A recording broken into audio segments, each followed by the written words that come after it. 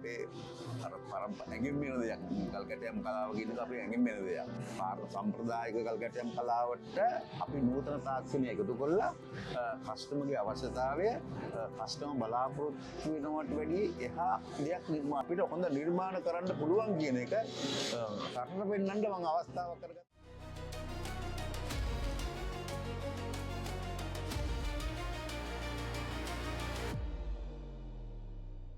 Hi sir, sirගේ exhibition experience එක කොහොමද? අපි පළවෙනි වතාව මේක දැක්කහම අපි 1991 කියන්නේ අපි තුන්වෙනි පරම්පරාව. එතකොට මේක අපේ අර ඇඟින් වෙන දෙයක්.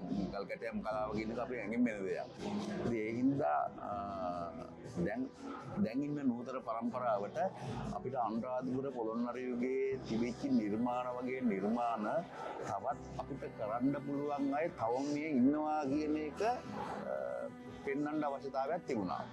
ඒක පෙන්වන්න හොඳම අවස්ථාවක් හැටියට මම මේක තෝරගත්තා. මොකද ආර්ටික් එක්සිබිෂන් ගත්තට පස්සේ මෙතෙන්ට එනවා ආර්ටිස්ට්ලා ඉන්නවා. එතකොට ඉගෙන ගන්න ළමයි එනවා. පාරම්පරිකව අපේ ආව කර්මාන්තයට අපි තාක්ෂණය එකතු කරලා ඒ කියන්නේ දැන් මේවනේ ඉස්සර ගත්තට පස්සේ නම් බරකරත්තු කියනවනේ. හරිද?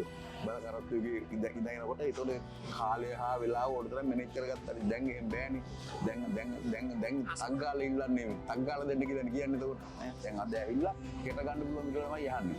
එතකොට අපිට තාක්ෂණයට යන්න වෙනවා. දැන් මේ තාක්ෂණය එකතු කරලා තියෙනවා. ඒ කියන්නේ සම්ප්‍රදායික කල්කැටයම් කලාවට අපි නූතන තාක්ෂණය එකතු කරලා කස්ටමර්ගේ අවශ්‍යතාවය කස්ටමර් බලාපොරොත්තු වෙනවට වැඩිය එහා දෙයක් නිර්මාණය කරනවා. මේ අවුරුද්දේ මොනවද අලුතෙන් ඇවිල්ලා තියෙන මොනවද අලුතෙන් ඔයාලට එළියට ලංකාවට පෙන්වන්න ඕනේ මොන වගේ ප්‍රොඩක්ට්ස්ද අපිට පෙන්වන්න පුළුවන්? දැන් මේ ප්‍රතිමා වහන්සේ තියෙනවනේ බුදු ප්‍රතිමා වහන්සේ මේක ගත්තාම දැන් එක ශිල්පීන් විසින් මේ නිර්මාණ කරනවා.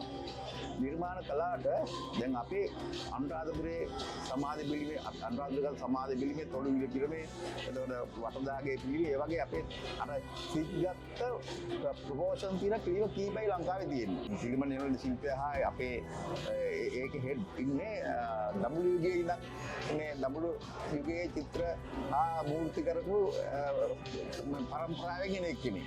එතකොට ඒ පරම්පරාවෙන් එක්ක ඒගොල්ලෝ අපි ගත්තාම අපි හැම වෙලාවෙම මුදලට යට වෙන්නේ නැහැ. අපිට හොඳ නිර්මාණ කරන්න පුළුවන් කියන එක කරන්න පෙන්නන්න මම අවස්ථාවක් කරගත්තා. ඒක තමයි පළවෙනි නිර්මාණය. දෙවෙනි එක තමයි කළු ගලෙන් මේ වගේ දේවල් මේ ගල් කණු එතකොට අර පා දංගල් එතකොට මේ ගැනයිට් වලින් සිංක් ඒ වගේ දේවල් ගෙවල් වලට අවශ්‍ය කරන දේවල් ඒ කියන්නේ බාත්රූම් වලට පොළොවට අවශ්‍ය කරන දේවල් අපි මේ ඒ කියන්නේ හැම පරාදයක්ම කව කරලා තියෙනවා. හරිම සතුටුයි හරිම proud මෙහෙම පාරම්පරිකව මෙච්චර ආපු දෙයක් තාම රැකෙන එක දැකීමට.